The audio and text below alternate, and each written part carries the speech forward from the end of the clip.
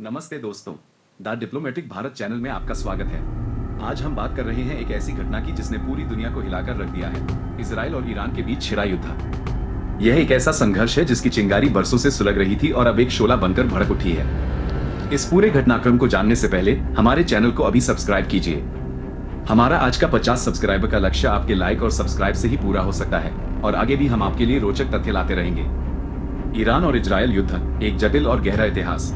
Iran और Israel के बीच चल रहे इस संघर्ष का इतिहास काफी जटिल और गहरा है, जो कई दशकों पुराना है। ये सिर्फ हाल के सीधे सैन्य टकरावों तक सीमित नहीं है, बल्कि इसमें धार्मिक, वैचारिक, क्षेत्रीय और भू राजनीतिक आयाम भी शामिल हैं। चलिए विस्तार से इस पूरे ऐतिहासिक परिदृश्य को समझने का प्रयास करते हैं। इजराइल का गठन और शुरुआती संबंध। इस पूरे घटनाक्रम की शुरुआत होती है साल 1948 से, जब एशिया के मध्य पूर्व भाग में फिलिस्तीन के पास ही अमेरिका की सहायता से इजराइल का गठन कर दिया जाता है।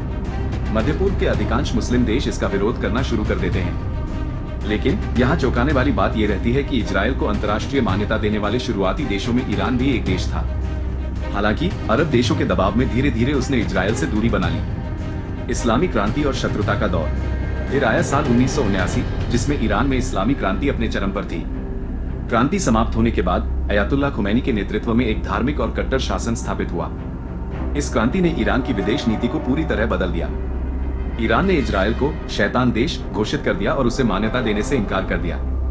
इसके बाद ईरान द्वारा फिलिस्तीन का समर्थन करते हुए इजराइल का लगातार विरोध करना जारी रहा। ईरान द्वारा हमास और फिलिस्तीन के हितों का कट्टर समर्थक बनकर उभरना इजराइल को अपने लिए खतरे के रूप में दिखाई देने लगा। यहीं से दोनों देशों के बीच औपचारिक संबंध समाप्त हो गए और शत्रुता का दौर शुरू हो गया। प्रॉक्सी युद्ध की शुरुआत। 1980 के दशक से ईरान और इजराइल के बीच सीधे युद्ध के बजाय अब छद्म युद्ध, प्रॉक्सी वॉर का दौर शुरू हो गया। इसमें दोनों देश सीधे एक दूसरे से नहीं लड़ते, बल्कि अपने अपने समर्थित समूहों या सहयोगियों के माध्यम से एक दूसरे के हितों को निशाना बनाने लगते हैं। लेबनान में हिजबुल्लाह। ईरान ने लेबनान में हिजबुल्लाह समूह को खुला समर्थन दिया। हिजबुल्लाह द्वारा इजराइल से प्रॉक्सी वॉर लड़ने के लिए इजराइल के खिलाफ कई संघर्षों में भाग लिया गया। इन सब संघर्षों के कारण इजराइल हिजबुल्लाह को अपनी सुरक्षा के लिए सीधा खतरा मानता था। हमास और फिलिस्तीनी समूह। ईरान ने गाजा पट्टी में हमास और फिलिस्तीनी समूहों को भी हथियार और संसाधन प्रदान किए, जो इजराइल के खिलाफ रॉकेट हमले और अन्य हमले करते रहे हैं। 7 अक्टूबर 2023, हमास का हमला और गाजा युद्ध। ये प्रॉक्सी वॉर चल ही रहा था कि 7 अक्टूबर 2023 को हमास का इजराइल पर अप्रत्याशित हमला होता है और गाजा में युद्ध की शुरुआत हो जाती है। इस हमले में इजराइल के 1300 नागरिक मारे जाते हैं और बंधक बना लिए जाते हैं। इस हमले ने दशक की सबसे भीषण हिंसा को जन्म दिया। जवाब में इजराइल ने गाजा पट्टी पर व्यापक सैन्य अभियान शुरू किया, जिससे वहां एक पूर्ण युद्ध छिड़ गया। इस संघर्ष में ईरान ने हमास और अन्य क्षेत्रीय सहयोगियों का समर्थन किया, जिससे ईरान और इजराइल के बीच तनाव और अधिक बढ़ गया। ईरान का परमाणु कार्यक्रम, युद्ध का मुख्य कारण। सबसे बड़ा कारण जो इस युद्ध को होने से नहीं टाल सका, वह है ईरान का परमाणु कार्यक्रम।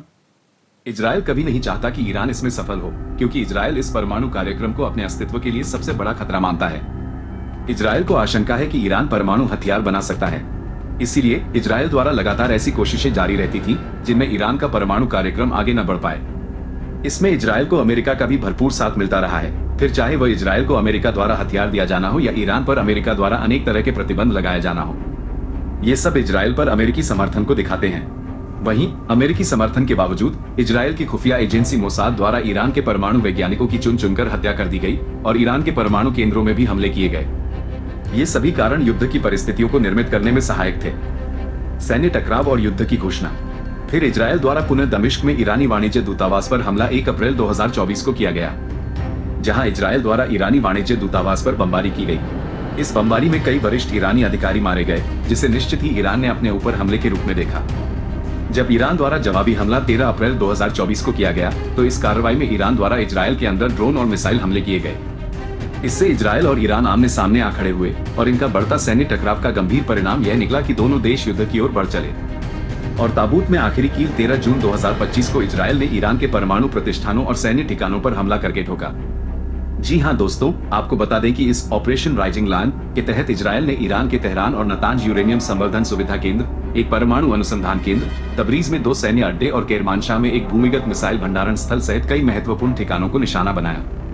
इसमें चौंकाने वाली बात यह थी कि इस बार इजराइल द्वारा ईरान पर डायरेक्ट अटैक किया गया, जो सीधे ईरान की संप्रभुता को चोट थी। यहाँ से यह निश्चित हो गया था कि ईरान इस हमले के जवाब में कुछ न कुछ जरूर करेगा, और ऐसा हुआ भी। हमले के कुछ समय बाद ही ईरान का पलटवार इजराइल पर हुआ। जवाबी कार्रवाई में ईरान ने इजरायल के कई शहरों जैसे तेल अवीव, हाइफा और बेयर शेवा पर 370 से अधिक बैलिस्टिक मिसाइलें दागी, जिनमें तेल रिफाइनरियां और आवासीय क्षेत्र भी शामिल थे। इन हमलों के परिणामस्वरूप इजरायल में कई नागरिक हताहत हुए और दोनों ही देश पूर्ण रूप से युद्ध में कूद पड़े। वर्तमान स्थिति और आगे की राह। वर्तमान में दोनों देशों के बीच तनाव बहुत गहरा है और यह एक लंबे युद्ध की ओर इशारा कर रहा है। अंतर्राष्ट्रीय समुदाय, विशेष रूप से अमेरिका और रूस, इस स्थिति को शांत करने के लिए मध्यस्थता के प्रयास कर रहे हैं।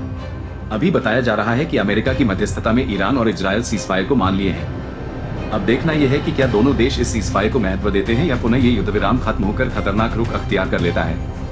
दोस्तों, अगर आप भी भारत की विदेश नीति, रक्षा रणनीति और कूटनीति से जुड़ी ताज़ा और सटीक खबरें पाना चाहते हैं तो इस चैनल को अभी सब्सक्राइब करें। हमारा आज 50 सब्सक्राइबर का लक्ष्य है, जिसे आपके ही सहयोग से पूरा किया जा सकता है। मैं हूं आपका दोस्त द डिप्लोमैटिक भारत। फिर मिलूंगा एक नई रणनीतिक रिपोर्ट के साथ।